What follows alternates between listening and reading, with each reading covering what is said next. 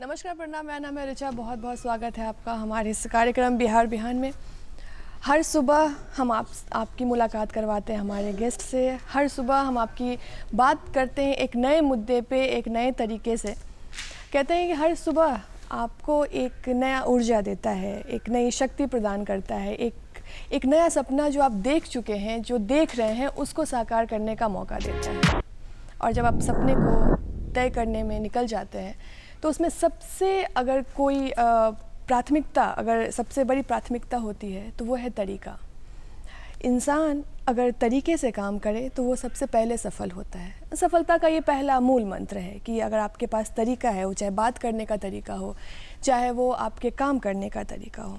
तो उम्मीद है कि आप जब सफल होने के रास्ते पे चल रहे हैं, अपने सपनों को साकार करने के रास्ते पे चल रहे हैं, तो आप अपने तरीके को प्राथमिकता दें, क्योंकि इंसान का तरीका ही उसे सफलता की राह पे ले जाता है।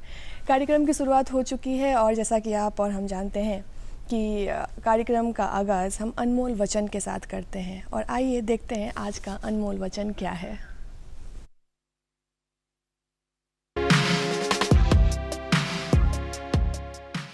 महात्मा गांधी ने कहा था, एक विनम्र तरीके से आप दुनिया को हिला सकते हैं।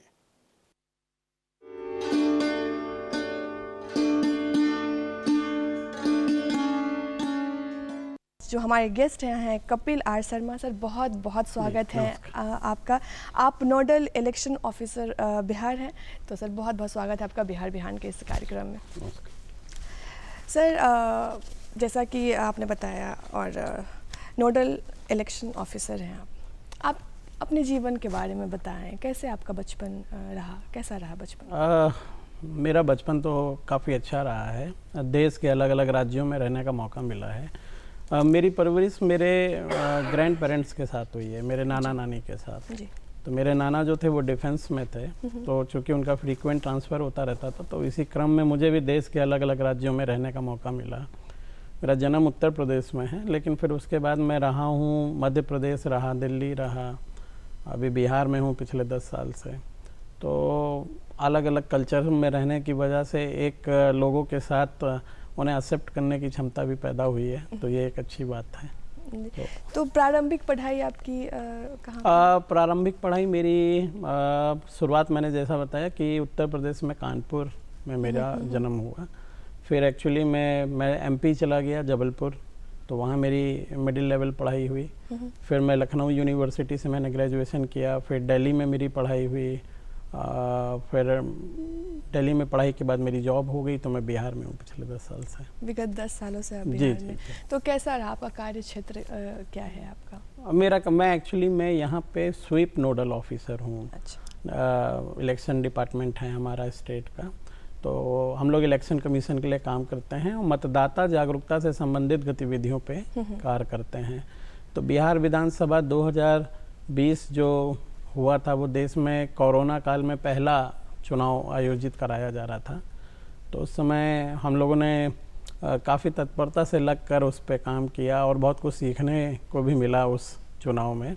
चुनाव आपको हमेशा कुछ ना कुछ सिखाते रहते हैं, क्योंकि मुझे लगता है कि चुनाव एक ऐसा काम है जो बहुत ज़्यादा टीम बिल्डिंग की भावना के साथ ही हो सकता है। आप अपने अकेले दम पे कुछ नहीं कर सकते, और हाईली स्किल्ड और मैनेजमेंट वाला काम है, तो बहुत कुछ सीखने को मिलता है उसमें। कितना प्रेशर रहता है चुनाव के समय? तो बहुत ज़्यादा रहता है जी, बहुत ज़्यादा, क्योंकि चुनाव में आपको काफ़ी जिम्मेदारी वाला काम है और आपको डेडलाइन क्रॉस नहीं करनी है, विद इन डेडलाइन सारे काम करने हैं, वरना हमारा प्रोसेस विसिएट हो जाएगा। तो और आपको सभी चीज़ों को, लीगल इश्यूज़ को भी देखना है, टाइम स्पैन भी आपका, डेडलाइन नहीं छूटनी चाहिए, और आपका ह्यूमन रिसोर्स भी कहीं प्रभावित ना हो। तो सारी चीज़ों को मैनेज करके चलना, तो उस समय तो प्रेशर रहता है। बिल्कुल सर। और इस क्षेत्र में आपका कैसे आना हुआ ये नोडल ऑफिसर नौकरी में? जी, एक्चुअली मैं Indian institute of mass communication है न्यू दिल्ली में, JNU कैंपस में, तो मैं वहाँ से पास आउट होकर एक्चुअली मैं मीडिया से जुड़ा हुआ था। तो मेरे फ्रेंड्स चूँकि तैयारी करते थे जॉब्स की, UPSC की, तो उन्होंने कहा कि तुम भी एग्ज़ाम्स दो। तो मैंने एग्ज़ाम देना शुरू किया और मेरा यहाँ पे हो गया, तो मैंने यहाँ ज्वाइन कर लिया। तो ठीक है, मैं जॉब को एंजॉय कर रहा हूँ अपनी। बिल्कुल, काम इंजॉयफुल हो वो ज़्यादा इम्पोर्टेंट रखता जी। है। जैसा कि हमने देखा भी, आप साहित्य से भी बहुत प्रेम करते हैं। जी जी। तो क्योंकि दोनों चीज़ें काफ़ी अलग हैं, इलेक्शन डिपार्टमेंट और फिर क्योंकि वहाँ पे आपको बहुत प्रेशर होता है काम करने का, और साहित्य में घुसने के बाद आपको एक दिमाग में बहुत शांति चाहिए होगी, तभी आप लिख पाएंगे।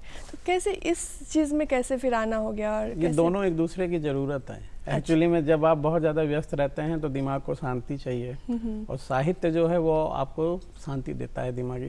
तो एक्चुअली में मैं मानता हूँ कि ये कई बार आपके उस प्रेशर को ख़त्म करने के लिए एक दवा की तरह काम करता है। तो साहित्य मुझे लगता है उसकी ज़रूरत के हिसाब से ही पैदा हुआ है।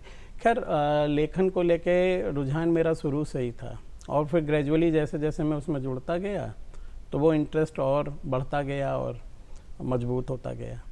तो कैसे वक्त निकालते हैं साहित्य में? ये थोड़ा सा वो है, लेकिन मेरा इसमें मानना है कि मैं अपने काम करने की स्पीड को बढ़ाता हूँ। उसके लिए मैं नई नई स्किल्स सीखता रहता हूँ। अच्छा। और उससे ये फ़ायदा होता है कि जब आप नई स्किल्स सीखते रहते हैं तो आपकी डिपेंडेंसी दूसरों के ऊपर ख़त्म हो जाती है, और जो काम करने में समय ज़्यादा लगता है वो कम हो जाता है, तो उतना समय आप बचा सकते हैं। और दूसरा, मैं इधर उधर का जो समय है वो बचाने की कोशिश करता हूँ और अपने लिखने पढ़ने में देने की कोशिश करता हूँ। तो बहुत सारे लेखकों का जो मैंने देखा और सुना है कि वो रात में ज़्यादा लिखना पसंद करते हैं। बहुत लोग सुबह में लिखना पसंद करते हैं, मॉर्निंग में। तो आपका क्या है, आप कब लिखना पसंद करते हैं? मैं तो ये मानूंगा कि मैं तो रात का ही खिलाड़ी हूँ। एक्चुअली मैं रात में दिमाग थोड़ा सा मुझे लगता है कि ज़्यादा जगा हुआ रहता है, और आप ज़्यादा चीज़ों से खुद को रिलेट कर पाते हैं। तो रात में लिखना निसंदेह अच्छा होता है, लेकिन चूँकि जी दैनिक दिनचर्या इस तरीके से मेंटेन करनी होती है कि सुबह आपको जल्दी उठना ही होता है, तो कोशिश ये करते हैं कि रात में समय निकल जाए लेकिन डेली रूटीन ना प्रभावित हो। ये बात बिल्कुल सही है कि आप, क्योंकि आपका जो काम है वो भी रूटीन वाइज, आप उसमें टाइम बिल्कुल इधर उधर नहीं कर सकते हैं, और रात में फिर जग के लिखना वो भी एक टफ टास्क है। तो आपका अभी तक में आपने कितने बुक्स लिखे हैं? ये जो मेरी बुक है, उपन्यास है, ये एक्चुअली में अभी मेरी फर्स्ट बुक है। इसके अच्छा। पहले मैं स्क्रिप्ट राइटिंग से जुड़ा रहा हूँ। मैंने एक शॉर्ट फिल्म लिखी थी, उसका नाम द्वंद्व है। अच्छा। तो वो आई थी 2 साल पहले। उसके बाद मैंने ये उपन्यास लिखा है। इसके पहले मैं शॉर्ट स्टोरीज़ लिखता रहता था। शुरुआत मैंने शॉर्ट स्टोरीज़ और व्यंग से की थी, लेकिन उपन्यास के रूप में ये मेरा उपन्यास है लैम्डा, ये आया है, अभी पहली बार आया, और ये दिल्ली में अभी जो अंतर्राष्ट्रीय पुस्तक मेला हुआ था उस पर लॉन्च किया था हम लोगों ने। क्या बात। तो मतलब क्या प्रेरणा स्रोत रहा आपका साहित्य में अचानक आना? क्योंकि चूँकि आप जर्नलिज्म में थे, जी। है ना, तो आप और भी चीज़ें कर सकते थे, आप मीडिया लाइन में भी जा सकते थे पार्ट टाइम में, तो लेकिन आपने साहित्य कहाँ से प्रेरणा मिली आपको? इस नौकरी में आने के पहले मैं एज अ करस्पॉन्डेंट जुड़ा हुआ था एक न्यूज़पेपर से, और मैं उसके लिए काम भी कर रहा था दिल्ली में ही, और उसके बाद मैं यहाँ पे इस जॉब में आया हूँ। रही बात साहित्य में, तो एक्चुअली में क्या है कि कहानियों को पढ़ने और समझने का मुझे शुरू से ही शौक़ था, और वो फिर धीरे धीरे मुझे लगा कि वो मुझे पसंद ही नहीं बल्कि मेरी ज़रूरत है मेरी पर्सनालिटी की, और मैं ऑब्ज़र्व करता रहता हूँ चीज़ों को। तो जब आप चीज़ों को ऑब्ज़र्व करते हैं तो उनको लिखने से क्या होता है कि आपको एक सुकून मिलता है। तो शायद वहीं से कहीं ना कहीं कोई प्रेरणा आ रही थी, जो आपको जो चीज़ें आप देख रहे हैं, सीख रहे हैं, उनको एक आयाम देने की कोशिश, जो प्रयास है वो लेखन के रूप में सामने आया। बिल्कुल। अभी देखा गया जैसे कि हर एक जॉनर में लोग लिखते, तो आपका जॉनर क्या है? मेरा कोई ख़ास जॉनर नहीं है। मैंने शॉर्ट स्टोरीज़ जो लिखी हैं वो अलग अलग विषयों पे लिखी हैं, यूथ बेस्ड भी हैं, वुमेन बेस्ड भी हैं, क्या कहते हैं कि सामाजिक विडंबनाओं में भी हैं। मेरा जो उपन्यास है वो युवाओं के लिए है। अच्छा। हाँ, कि लैम्डा है उसका नाम, अब वो मैं आपको बताऊंगा कि उसका क्या अर्थ है। तो जोनर नहीं, कहानी आपको कहाँ मिल रही है और कहाँ आप खुद को रिलेट कर पा रहे हैं। और मेरा प्रयास ये भी रहता है कि चीज़ें उस तरीके से सामने आएँ कि लोग उससे जुड़ पाएँ और कुछ सीख पाएँ, रिलेट कर पाएँ। पहले के साहित्य में और अभी के साहित्य में, क्योंकि बिहार हमारा साहित्यिक में भी बहुत ज़्यादा रिच रहा है, तो पहले के साहित्य में अभी के साहित्य में क्या फ़र्क देखते हैं? देखिए, अभी तकनीक का प्रभाव बढ़ गया है चीज़ों में, लोगों के सोचने समझने का तरीका बढ़ गया है, चीज़ें पहले से ज़्यादा तेज हो गई हैं, तो नो डाउट इसका प्रभाव साहित्य में भी आ ही रहा है। मानी हुई बात है कि चूँकि पहले हमारे पास तकनीक कम थी तो साहित्य पे लोगों का रुझान ज़्यादा था, लोग पढ़ते भी ज़्यादा थे, लोग लिखते भी ज़्यादा थे, और मुझे लगता है कि अच्छा लिखते थे। लेकिन आज की पीढ़ी भी अच्छा लिखने की प्रयास कर रही है और कोशिश कर रही है कि वो पहले के लोगों से सीख कर आज के माहौल के हिसाब से कुछ अच्छा लिखे, नया लिखे, बढ़िया लिखे, जो लोगों के बीच का हो और लोग उससे जुड़ पाएँ।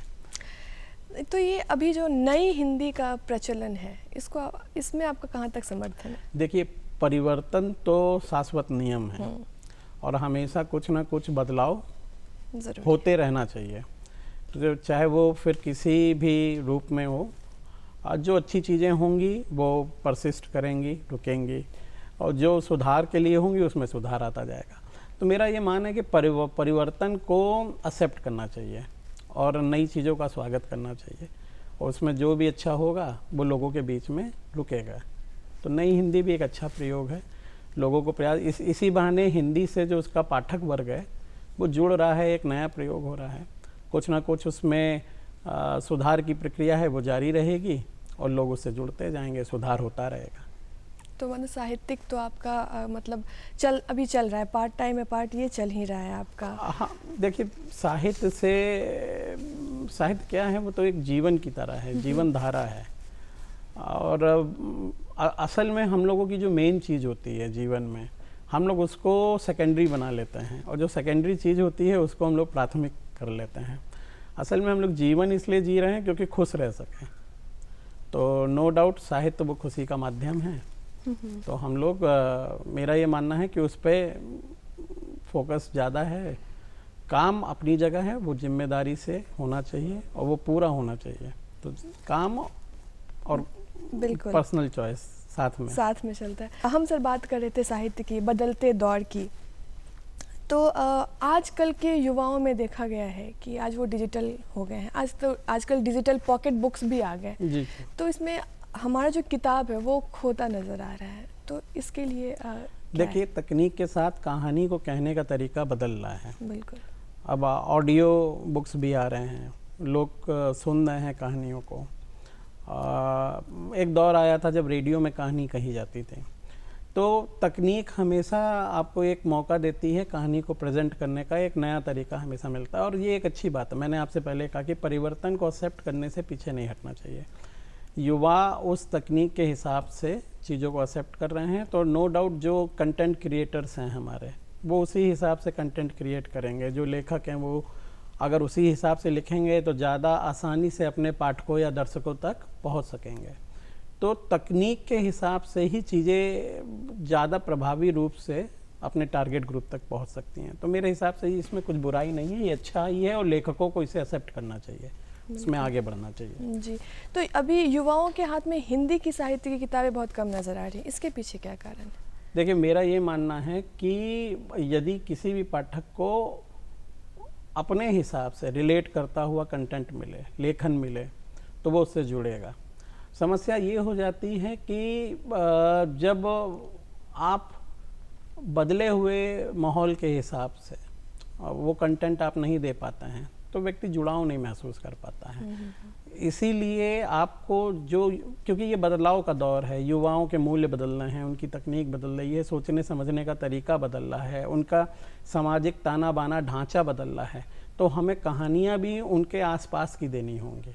अगर हम उनको बैकग्राउंड में ले जाके कहानी देने की कोशिश करेंगे तो वो रिलेट नहीं कर पाएंगे। बिल्कुल। तो उनके आसपास की कहानी देंगे तो वो नो डाउट उससे रिलेट करेंगे, और उनकी तकनीक के हिसाब से कहानी देनी होगी हमको। बदलते दौर के साथ बदलना बहुत ज़रूरी है, और साहित्य को भी थोड़ी बदलने की ज़रूरत है। बिल्कुल। मतलब मेरा ये भी इसमें कहना है कि एक मिनिमम स्टैंडर्ड मेंटेन करते हुए बदलाव को हमेशा स्वीकार करना चाहिए। मिनिमम स्टैंडर्ड का मतलब यहाँ पे ये है कि एक बेसिक स्टैंडर्ड हमेशा रहना चाहिए, उससे छेड़छाड़ ना हो, लेकिन ओवरऑल बदलाव एक्सेप्ट होना चाहिए। मैंने आपसे कहा भी कि बदलाव जब होगा उसमें जो चीज़ें अच्छी होंगी वो परसिस्ट करेंगी, जो नहीं होगी उसे पाठक वर्ग नकार देगा, वो नहीं रहेगा प्रचलन में, वो हट जाएगा। अभी देखा गया है कोरोना के बाद लेखन में काफ़ी चेंज, अब मूवीज़ में देख लें, मूवीज़ के लेखनी में चेंज आया है, लोगों के पढ़ने में चेंज आया है, लोग छोटे से क्लिप में बहुत सारी चीज़ों को ढूंढ रहे हैं। तो इसमें राइटिंग पे कितना प्रभाव पड़ा, लेखन पे कितना प्रभाव पड़ा? देखिए, समय की कमी है लोगों के पास, और अब मान लीजिए कि आप कोई उपन्यास उठाते हैं जो 250 से 300 पेज का है, तो उसको पढ़ने में आपको लगेगा, हो सकता है 4 दिन, 5 दिन, 1 सप्ताह लग सकता है। हर किसी के पढ़ने की स्पीड भी अलग अलग होती है, लेकिन चूँकि तकनीक बदल गई है और लोगों को ये लगता है कि वो वेब सीरीज़ के माध्यम से या फिल्म के प्रदर्शन के थ्रू किसी कहानी को ज़्यादा अच्छे से ग्रास्प कर सकते हैं उसको, तो वो हो सकता है उसको पसंद करते हैं। एक दौर ऐसा भी, एक बहस ये भी चल रही है लोगों के बीच में कि हो सकता है कि आने वाले समय में किताबें ना पढ़ी जाएं, लोग तकनीक से इतना जुड़ जाएं कि वो वेब सीरीज़ और फिल्मों को प्रमुखता देने लगें।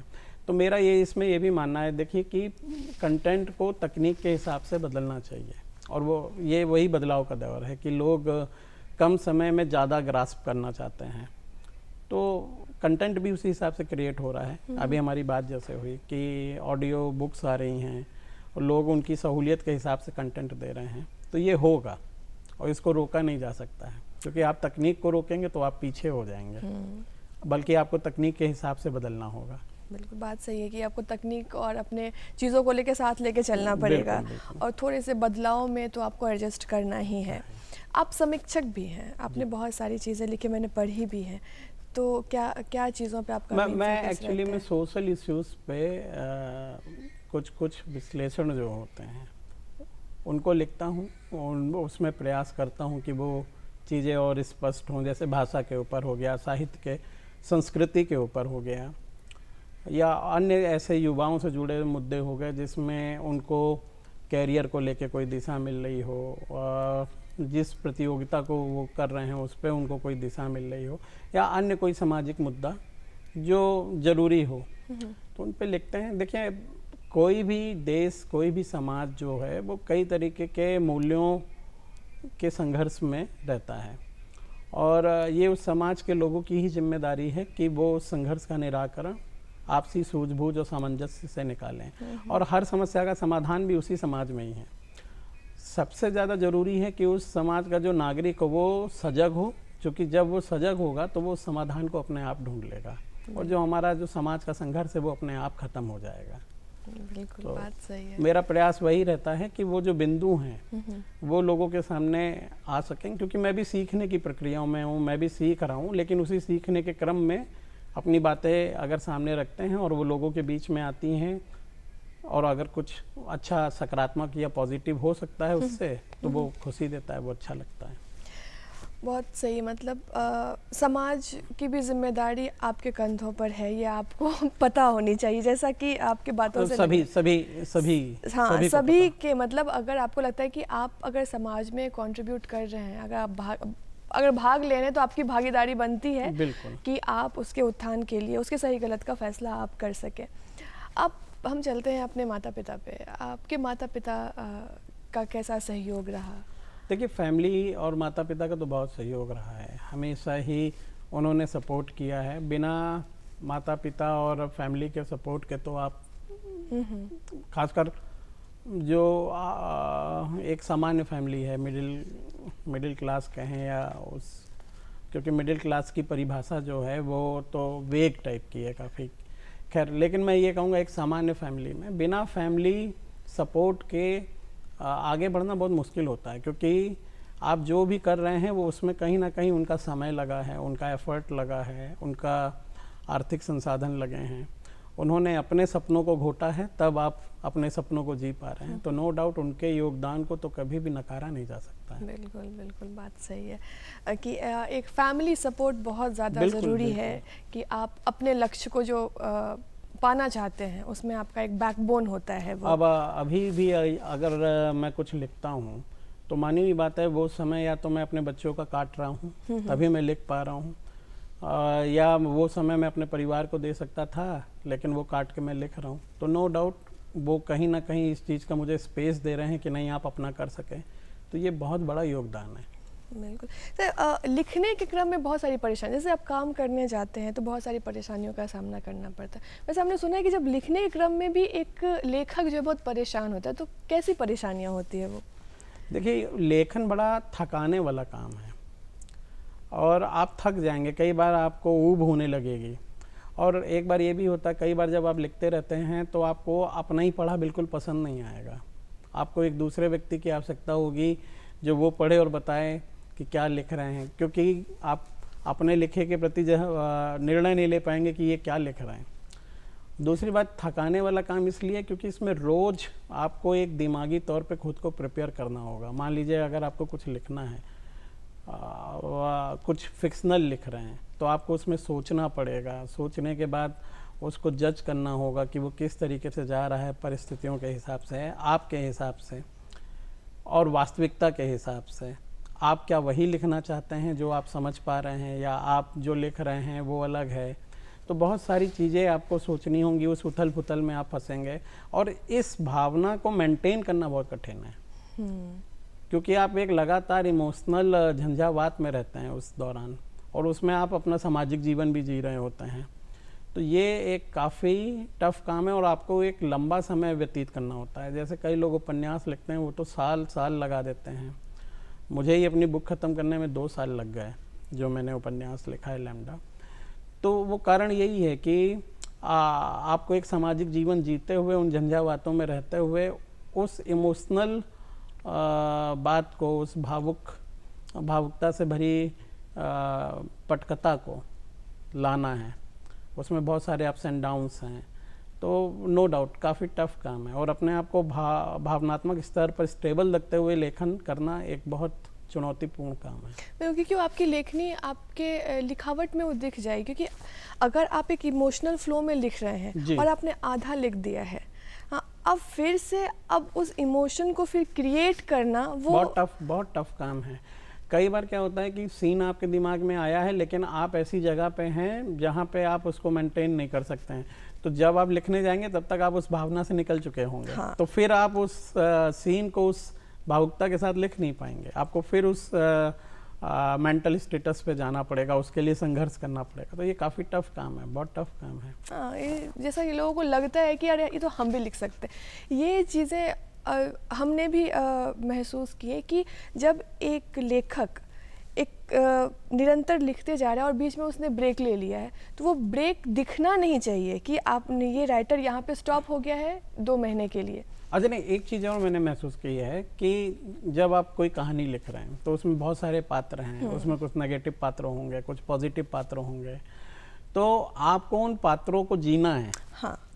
और आपका जो नेगेटिव पात्र है, आपको उस नेगेटिव पात्र को भी जीना है। आपका जो पॉजिटिव पात्र है, उस पॉजिटिव पात्र को भी जीना है। इवन हो सकता है आप पुरुष हों और आपकी कहानी में महिला पात्र हो, तो आपको उस महिला पात्र के रूप में भी जीना है, उसको महसूस करना है, तभी आप उसकी बातों को लिख पाएंगे।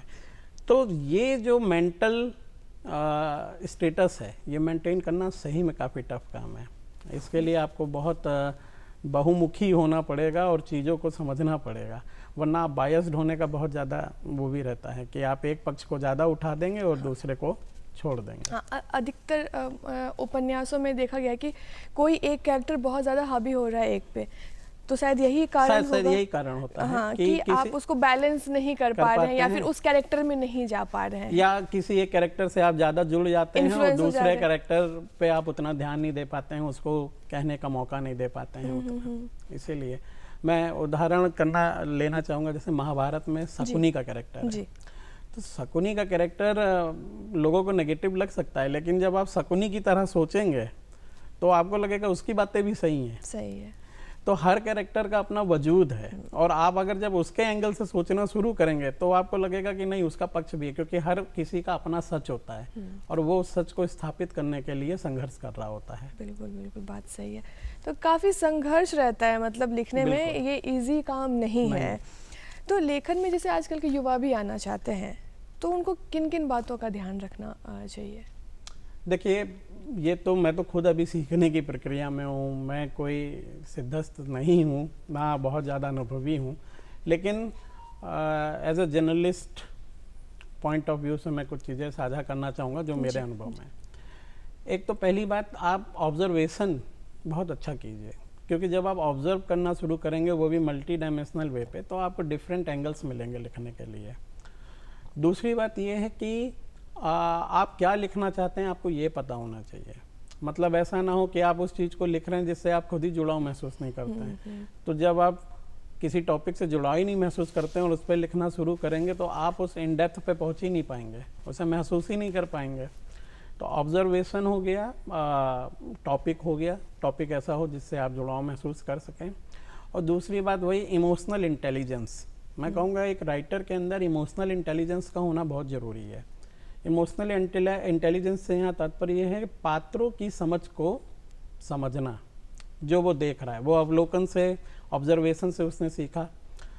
मान लीजिए कि उसकी कोई कहानी है, उसके कुछ पात्र हैं, तो वहाँ वो इमोशनली कैसे प्रेजेंट होना चाहिए, उसका इंटेलिजेंस नहीं है, तो फिर वही जो आपने कहा कि पात्रों के बीच में एक डिसबैलेंस आ जाएगा और वो फिर कहीं ना कहीं कहानी को एक अलग ही दिशा दे देगा। इसलिए इमोशनल इंटेलिजेंस होना भी एक राइटर में बहुत ज़रूरी चीज़ है। और ऐसा देखा भी गया है कि बहुत सारे राइटर्स जो लिखते हैं, वो एक कहानी के तौर पे अगर आप उसको देखें तो वो कनेक्ट लोग नहीं कर पाते हैं। तो इसमें कहाँ पे कमी होती है कि क्या कनेक्शन या फ्रिक्शन में लोग कनेक्ट नहीं कर पा रहे हैं, या फिर आत्मकथा? देखिए, ये इसमें मेरा ये भी मानना है कि लिखने का तरीका क्या है जी, और किस तरीके से लिखा जा रहा है। चूँकि ये बहुत सब्जेक्टिव होता है, लोग अलग अलग तरीके से लिखते हैं। कहानी को कहने की कला सब में अलग अलग होती है।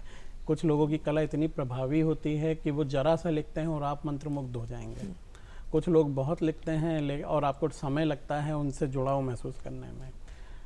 ये बिल्कुल उसी तरीके से है कि आपने पहाड़ों को देखा और आप आकर्षित हो गए एक सीनरिक व्यू से, और एक जगह आपको ऐसा लगता है कि आप वहाँ गए और वहाँ फिर आपको थोड़ी सा समय व्यतीत किया, तब आपको वहाँ से जुड़ाव महसूस हुआ।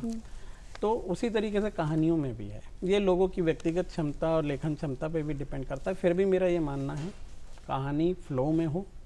और एक ही सूत्र है, मैं राही मासूम रजा साहब का एक इंटरव्यू सुन रहा था, उन्होंने एक बहुत अच्छी बात बोली थी कि आप लेखन कर रहे हैं और पढ़ने वाला एक सेकंड के लिए भी अगर आपकी लाइन से ध्यान भटका रहा है, तो इसका मतलब आपका लेखन वहाँ कमज़ोर है। हमने सर बहुत सारी बातें कही अभी साहित्य के बारे में। आप समीक्षक भी रहे, आपने उपन्यास भी लिखा, आपने शॉर्ट स्टोरीज़ भी लिखी हैं और आपने शॉर्ट मूवीज़ भी लिखी हैं। तो किस तरीके मूवीज़ और स्टोरीज़ लिखी हैं आपने? शॉर्ट मूवीज़ तो एक इश्यू बेस्ड है हमारी, द्वंद नाम है। हस्बैंड और वाइफ के रिलेशन के ऊपर है। रिलेशन मतलब कि मॉडर्न लेवल, मॉडर्न टाइम पे, मतलब वर्तमान टाइम पे जब हस्बैंड वाइफ दोनों वर्किंग है, तो घर की जिम्मेदारियों को लेकर दोनों के बीच में किस तरीके की उथल पुथल होती है, उसको दिखाती हुई कहानी है। क्योंकि बहुत टफ है इस चीज़ को मेंटेन करना, तो वो हमें लगा कि ये कहानी लोगों के बीच में आनी चाहिए। तो वो उस पर है कि अगर महिला वर्किंग नहीं है तो उसके अंदर कहीं ना कहीं ये एक दुख है कि मैंने इतनी पढ़ाई लिखाई की और मैं अपना वजूद नहीं तलाश पा रही हूँ, अपनी जगह नहीं बना पा रही हूँ। क्योंकि नौकरी करना सिर्फ उसके लिए इसलिए भी आवश्यक है क्योंकि वो उसको एक कॉन्फिडेंस दे रहा है, और वहीं पे परिवार की भी जिम्मेदारियां हैं। तो वो कैसे बैलेंस बनता है, उसमें हस्बैंड वाइफ का कैसे रोल निभता है, कैसी चुनौतियां आती हैं, उसी को दिखाते एक शॉर्ट स्टोरी है द्वंद। सॉरी, लोग उसको देख सकते हैं और वो अवेलेबल है हमारे सोशल मीडिया प्लेटफॉर्म्स में भी अवेलेबल है। द्वंद नाम से देखा जा सकता है उसमें। जी, और आपने शॉर्ट फिल्में जो कि उसके बाद स्टोरीज़ भी आपने लिखी हैं जी। तो स्टोरीज़ के बारे में कुछ बताएं। स्टोरीज़ मैं शुरू से ही सबसे पहले शुरुआत मैंने शॉर्ट स्टोरीज से ही करी थी। कुछ छोटी छोटी लिखता था जो अलग अलग अखबारों में प्रकाशित होती रहती थी, समाचार पत्रों में। मुझे लगता है ये सीखने का दौर होता है जिसमें आप शॉर्ट स्टोरीज लिखना शुरू करते हैं। तो कई युवाओं के ऊपर कहानियाँ हैं, कई कहानियाँ ऐसी हैं जिसमें एक झटका सा है, एक सामाजिक विडंबना को दिखाया गया है। तो अलग अलग विषयों पे बहुत सारी कहानियाँ लिखी हुई हैं। हाँ हाँ, कुछ बच्चों के ऊपर भी मैंने कहानियाँ लिखी हैं, जो बाल कहानियाँ हैं वो भी लिखी हैं, क्योंकि मेरा ये मानना है कि बाल साहित्य के ऊपर काम करने की बहुत आवश्यकता है अभी। और बच्चे आपके ऐसे हैं कि वो कोर आपके पाठक हैं, अगर उनको चीज़ें उनके इंटरेस्ट की मिल रही हैं तो वो उसको पढ़ेंगे। तो अगर बाल साहित्य पे काम किया जाए तो नो डाउट वहाँ पे संभावनाएं बहुत ज़्यादा हैं। हाँ बिल्कुल, क्योंकि कहते हैं कि अगर बचपन से, क्योंकि वो तो एकदम गीले मिट्टी के घड़े की तरह, जिस तरीके से आप उसको मोल्ड कीजिएगा वो उस तरीके से बच जाएंगे। तो कहीं ना कहीं साहित्य का जो एक बीज है बचपन में ही डाल देना चाहिए कि तुमको ये पढ़ना ही है, और ये बहुत बहुत सही है अगर आप एक साहित्य को बचाना चाहते हैं तो। मेरा तो ये मानना है कि उत्तर प्रदेश और बिहार में तो बहुत ही हमारे प्रखर विद्वान साहित्यकार रहे हैं, और हम लोग उनके सिद्धांतों को सीखते हुए आगे बढ़ें और नई पीढ़ी इस जिम्मेदारी को उठाए कि जो जिस तरीके का मूल्य उनको साहित्य के द्वारा यहाँ पे मिला है पढ़ने को, चाहे वो रेणु हो, प्रेमचंद हो, नागार्जुन हो, तो किसी भी तरीके का साहित्य अगर आप एक्सेप्ट कर रहे हैं और उसको जिम्मेदारी के साथ आगे ले जाने की कोशिश करते हैं तो नो डाउट आप समाज में एक बड़ा योगदान कर सकेंगे। बिल्कुल सर, आपने साहित्य लिखा, साहित्य लिखते लिए वेब सीरीज़ में भी आपने लिखा है, तो वो कितना डिफरेंट है आपके लिए और कितना टफ है ये लिखना? देखिए, कंटेंट लिखने का तरीका अलग है, वो टेक्निकल है। अच्छा। और जो टीवी राइटिंग है या फिल्म राइटिंग है वो टेक्निकल होती है ज़्यादा, उसकी अपनी एक तकनीक है, उस तकनीक के हिसाब से लिखना होता है, उसको समझना होता है। चाहे वो आप एडवर्टीज़मेंट के कमर्शियल्स हो गए, मैं अपने डिपार्टमेंट में भी जो हम लोग अपना प्रचार प्रसार का कंटेंट लिखते हैं तो उसमें मैं खुद ही लिखता हूँ और बनने के लिए देता हूँ। तो मेरा ये मानना है कि वो ज़्यादा तकनीक बेस्ड है, और वो भी ये डिपेंड करता है कि किस मीडियम के लिए आप लिख रहे हैं। अगर आप रेडियो के लिए लिख रहे हैं तो उसकी भाषा अलग होगी, आप टीवी के लिए लिख रहे हैं तो उसकी भाषा अलग होगी, आप शुद्ध फिल्म के लिए लिख रहे हैं और अगर वो फीचर फिल्म है तो उसकी भाषा अलग होगी, शॉर्ट फिल्म है तो उसकी स्क्रीन प्ले की टेक्निक अलग होगी। तो ये टेक्निक बेस्ड ज़्यादा है। साहित्य में भी टेक्निक है, लेकिन वहाँ पे लिखने के आयाम में आपको ज़्यादा एक स्वतंत्रता मिल जाती है। और मेरा ये मानना है कि प्रयोग करने चाहिए लोगों को। प्रयोग अच्छे होंगे तो फिर वही कि प्रयोग अच्छे होंगे तो लोग पसंद करेंगे, लेकिन अगर प्रयोग होंगे ही नहीं तो नई चीज़ें लोगों को मिलेंगी कैसे? तो आपने जब ये लेमडा जो आपकी उपन्यास है उसकी जब शुरुआत की तो कैसे स्टार्ट की, इसके बारे में, इस किताब के बारे में कुछ बताएं। लेमडा एक्चुअली में ये उपन्यास जो है ये हम जो लिखना मैंने शुरू किया, ये एक्चुअली में इसकी कहानी है युवाओं के ऊपर है, दिल्ली के स्टूडेंट्स के ऊपर है। दिल्ली स्टूडेंट्स का हब है, वहाँ पे बहुत देश के अलग अलग राज्यों से लोग अपने सपनों को लेके बच्चे जाते हैं और लोग गार्जियंस अपने बच्चों को वहाँ पे भेजते हैं। तो वास्तविकता में ये यूपीएससी में 10 लाख एवरेज जो है हमारा कि 10 लाख लोग पार्टिसिपेट करते हैं, और जिसमें सेलेक्ट होते हैं 1000 के करीब। तो वो जो 9,99,000 लोग हैं उनकी कहानी क्या है, लेमडा उस पे है एक्चुअली में कहानी कि वो 9 लाख हारे हुए लोगों की कहानी नहीं होती है। तो कोशिश की है ये कि उन लोगों की कहानी क्या है, क्योंकि कोई भी रास्ता अंतिम रास्ता नहीं होता है। बिल्कुल। तो वो कौन सा रास्ता है, जब वहाँ से आप निकले तो फिर वो कौन से रास्ते पे जाते हैं, किस तरीके ज़िंदगी मोड़ लेती है। तो लेमडा उसी के ऊपर लिखी गई है। कहानी बहुत पहले से थी, पात्र मेरी आंखों के सामने थे, लिखी है इन 2 सालों में है। क्योंकि आपने जब आप स्टूडेंट थे, आप अध्ययन के दौरान आपने जो देखा होगा। बिल्कुल बिल्कुल, बहुत सारी चीज़ें उस समय की थी। और चूँकि कहानी इसमें यही है कि एक व्यक्ति, मैं मतलब थोड़ा सा वो थीम बस दूंगा कि एक व्यक्ति है जो वहाँ से आने के बाद अटेम्प्ट ख़त्म हो गए यूपीएससी के, तो अब ज़िंदगी में क्या करें। तो वो वापस आया है अपनी लाइफ में और फिर वो कैसे चीज़ों को अपने हिसाब से मोल्ड कर रहा है, और जो चुनौतियाँ आ रही हैं तो कई बार उसको लगता है कि ज़िंदगी तो अब कुछ रही नहीं गई, तो कैसे ओवरकम करता है, इन सारी चीज़ों के ऊपर है। तो मेरा मानना है कि ये समझना चाहिए, क्योंकि ज़िंदगी में असफलताएं जो हैं वो सफलताओं की सीढ़ियां बनती हैं, हम लोग जानते हैं। बहुत अच्छा लगा सर आपसे बात करके। हमने इतिहास के बारे में आपसे जो चीज़ें जाननी थी, जो युवाओं को जाननी थी एक साहित्य को लेके, वो आपने बताया। आप अपने किताब के बारे में बताया, अपने एक्सपीरियंस के बारे में बताया। आपका बहुत बहुत धन्यवाद हमारे इस कार्यक्रम में आने के लिए।